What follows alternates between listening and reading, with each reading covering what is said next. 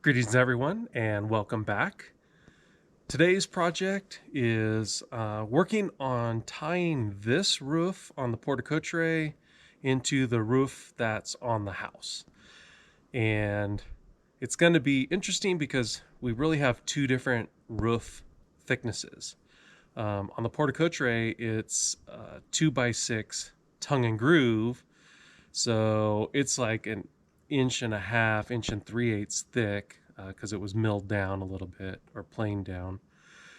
But I don't want to run that all the way over this whole roof to the house because it's expensive. And so it'll be plywood going the rest of the ways, which is only ½ inch thick. So I'm going to have a little change in, I need to have obviously the roof the same plane on the top, but a little bit of the porte cochere has to transfer to the roof right here at the eaves. So when you look underneath, you'll see the tongue and groove and not the plywood.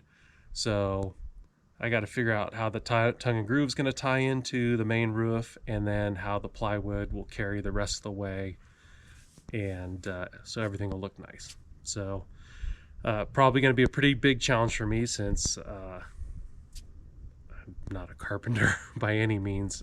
So some of the ways that I figure this out, there might be a better way, but we're going to give it a try.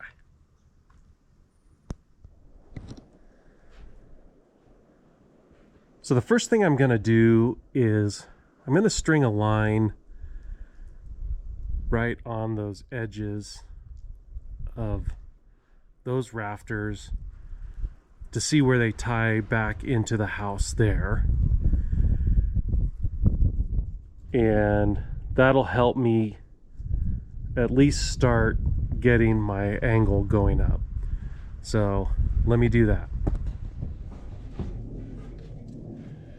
All right, so I got my chalk line hooked down there on the very edge of that rafter, and I'm just gonna transfer that all the way over to the roof. And that'll at least give me the top of this rafter, bottom of my 2x6 tongue and groove that will need to run across and hit here. And then at that point, and it's going to be 2x6 running up to above the glue lamb, and then it's going to change to plywood and go the rest of the way up. So let's see where this falls out.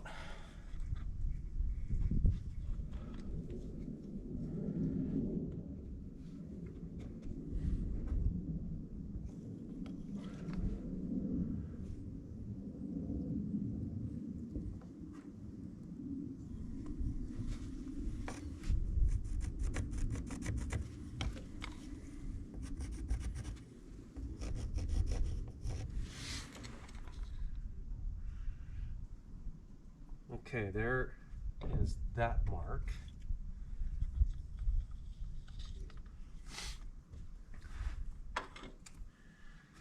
And now I got to figure out where an inch and a half higher than the mark I made on the roof, and that'll give me top of roof.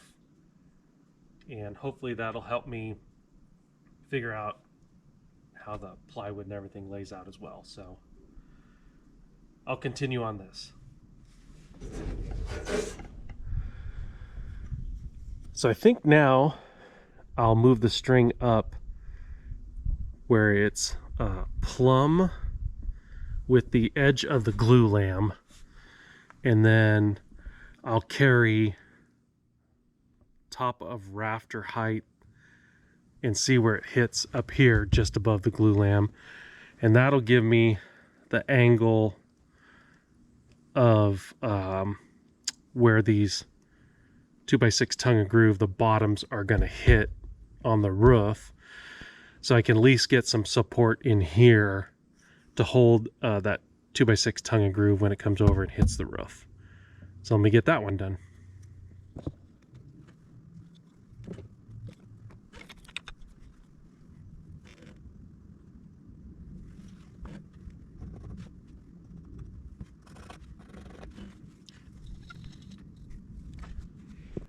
So I grabbed a chunk of the 2x6 tongue and groove.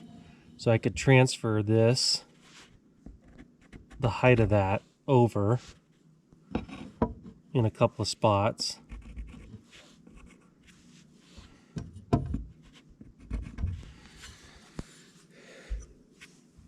Alright, and it looks like, well, the other thing I did too was I kind of set my level on here and ran it down the roof, and it made a line. And it looks like I have a 2-inch difference between the top of the rafter, which would be the bottom of this board, and the top of the 2x6 tongue and groove. So so now that 2 inches outline, that's going to actually be my top of roof line. So I'm going to go ahead and figure that out and use that line going all the way up. So I'll have to, it's obviously 2 inches down for the top of rafter on the 2x6 section, but it'll be it would be a big difference between the top of rafter on the plywood section, which is only 1/2 inch. So basically I have to come a 1/2 inch less over. So bottom of plywood will be, my guess is going to be somewhere about in there. It's probably going to be about 3/4 of an inch difference if I had to guess, but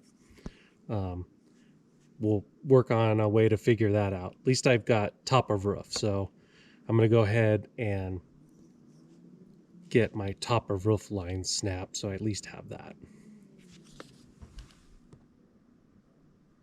So I've got the top of roof line down at the lower end.